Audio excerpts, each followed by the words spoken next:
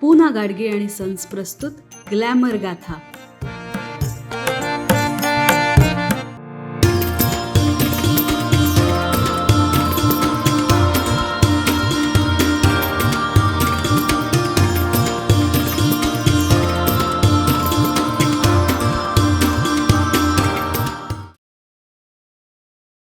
नमस्कार. ग्लॅमर गाथाच्या आजच्या भागात मी चैताली तुम्हा सगळ्यांचं सहर्ष स्वागत करते. मूळचे तेलुगू भाषिक असून सुद्धा महाराष्ट्रात जन्मलेल्या एका थोर व्यक्तिमत्वाने जवळपास 1,00,000 नवीन शब्दांची देणगी मराठी साहित्याला दिली. यामध्ये कावळ्यांच्या वसाहतीला काकागार, बगळ्यांसारख्या पक्ष्यांच्या वीण वसाहतीला सारंगागार, प्रामुख्याने पक्ष्यांच्या निवासस्थानाला इंग्रजीमध्ये रूस्टिंग प्लेस म्हणून संबोधतात. त्यासाठी रातनिवारा, बहावाच्या झाडाला अमलताज अशा काही शब्दांचा समावेश आहे. महाराष्ट्रातल्या अनेक लेखकांनी निसर्गाचं वर्णन आपल्या साहित्यात केलेलं आहे. पण ही व्यक्ती मात्र निसर्गातच राहिली आणि आयुष्यभर निसर्गासाठीच जगली. त्यांचं नाव आहे मारुती चितमपल्ली. महाराष्ट्र राज्याच्या वन विभागात काम करत असताना त्यांनी जंगल अगदी जवळून अनुभवलं. प्राण्या पक्ष्यांच्या आणि निसर्गाच्या अगदी छोट्या छोट्या गोष्टीसुद्धा त्यांनी आपल्या लिखाणातून वाचकांसमोर आणल्या. मारुती चितमपल्ली यांचा जन्म 5 नोव्हेंबर 1932 साली सोलापुरात झाला. त्यांचे वडील गिरणी कामगार होते आणि घरची परिस्थिती बेताचीच होती. त्यांच्या आईला मात्र जंगलाबद्दल आणि प्राणी पक्ष्यांबद्दल खूप माहिती होती. लहानपणी ती शिकाऱ्यांच्या, प्राण्यांच्या बऱ्याच गोष्टी त्यांना सांगत असे. यानंतर लिंबा मामा आणि हनुमंत मामा या दोघांनी सुद्धा त्यांना जंगलातल्या विविध गोष्टी सांगितल्या, ज्या वनविभागात नोकरी करत असताना त्यांना खूप उपयोगी ठरल्या. 1958 साली त्यांनी कोइंबतूर येथील राज्य वनसेवा महाविद्यालयात प्रवेश घेतला.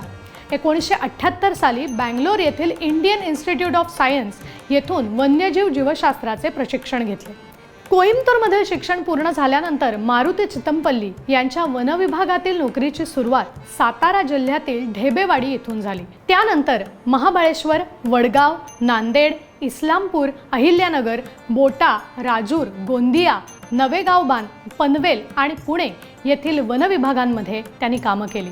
मारुती चितमपल्ली यांनी वनक्षेत्रपाल म्हणून काम सुरू केलं आणि 1990 साली मेळघाट व्याघ्र प्रकल्पाचे उपसंचालक म्हणून कार्यरत असताना ते निवृत्त झाले.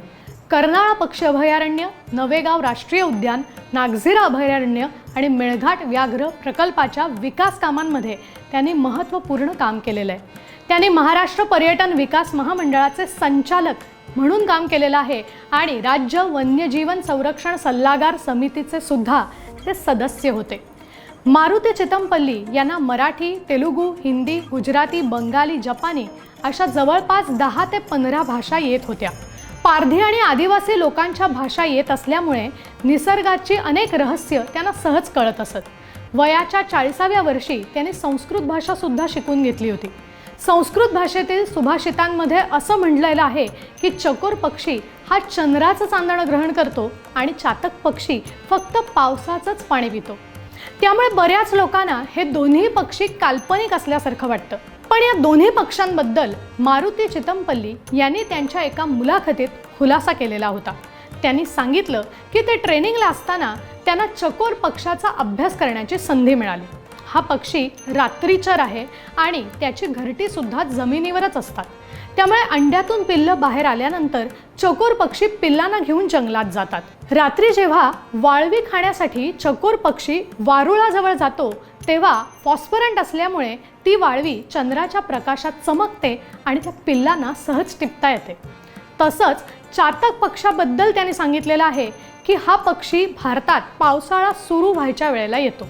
त्यामुळे हा पक्षी नक्की काय करतो हे पाहण्यासाठी मारुती चितमपल्ली आणि त्यांच्या सहकार्यांनी एका चातक पक्षाच्या जोडीवर 24 तास नजर ठेवली.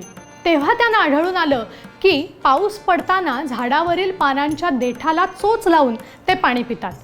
तसंच ऑक्टोबरमध्ये थंडीमुळे कमळाच्या किंवा इतर पानांवर जमा होणारं दव चातक पक्षी पितो. म्हणजेच जमिनीवर पडलेलं पाणी चातक पक्षी कधीच पित नाही आणि भारतातील पावसाळा संपल्यानंतर ते लगेचच दुसऱ्या ठिकाणी स्थलांतर करतात जिथे पाऊस सुरू होणार असतो. त्यामुळे चातक पक्षी फक्त पावसाचंच पाणी पितो यामागे नेमकं शास्त्रीयकरण काय आहे हे त्यांनी स्पष्ट केलं। यावरून मारुती चितमपल्ली यांचा अभ्यास किती खोल होता हे आपल्या लक्षात येतं। वन विभागात कार्यरत असताना गोनी दांडेकर, डॉक्टर सलीम अली अशा दिग्गजांशी त्यांची ओळख झाली। त्यांनी सांगितलं होतं की दांडेकरांनी त्यांना लिहिण्यासाठी प्रोत्साहन दिलं, तर डॉक्टर सलीम अली यांनी त्यांना पक्षी निरीक्षण कसं करायचं हे शिकवलं होतं। मारुती चितमपल्ली यांचं वाचन सुद्धा भरपूर होतं। 1981 साली त्यांनी लिहिलेलं पक्षी जाय दिगंतरा हे पहिलं पुस्तक प्रकाशित झालं। त्यानंतर रानवाटा, रातवा, जंगलाचं देणं, नवेगाव बांधचे दिवस, निळावंती, सुवर्ण गरुड अशी जवळपास 25 पुस्तकं त्यांनी लिहिली। चकवा चांदणं हे त्यांचं आत्मचरित्र सुद्धा वाचकांमध्ये प्रसिद्ध आहे। साहित्य लेखनाबरोबर संशोधक आणि निसर्गप्रेमींसाठी त्यांनी पक्षीकोश, प्राणीकोश, मत्स्यकोश आणि वृक्षकोश अशा 4 महत्त्वाच्या कोशांची निर्मिती केली। 2006 मध्ये सोलापूर येथे झालेल्या अखिल भारतीय मराठी साहित्य संमेलनाचं अध्यक्षपद मारुती चितमपल्ली यांनी भूषवलं। त्यांच्या जंगलाचं देणं, रानवाटा, रातवा या पुस्तकांना महाराष्ट्र राज्य साहित्य पुरस्कार मिळालेले आहेत। तसेच 2016 साली मानाचा विंदा करंदीकर जीवन गौरव पुरस्कार देऊन त्यांना सन्मानित करण्यात आलं।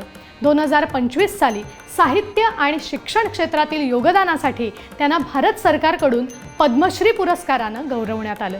18 जून 2025 रोजी वयाच्या 93व्या वर्षी त्यांचं निधन झालं। वाचकांना आपल्या साहित्यातून जंगलातील दुनियेचा अनुभव देणारे मारुती चितमपल्ली आज आपल्यात नसले तरी जोपर्यंत जंगल आहेत तोपर्यंत हा अरण्य ऋषी आपल्या मनात राहील याबाबत काही शंकाच नाही।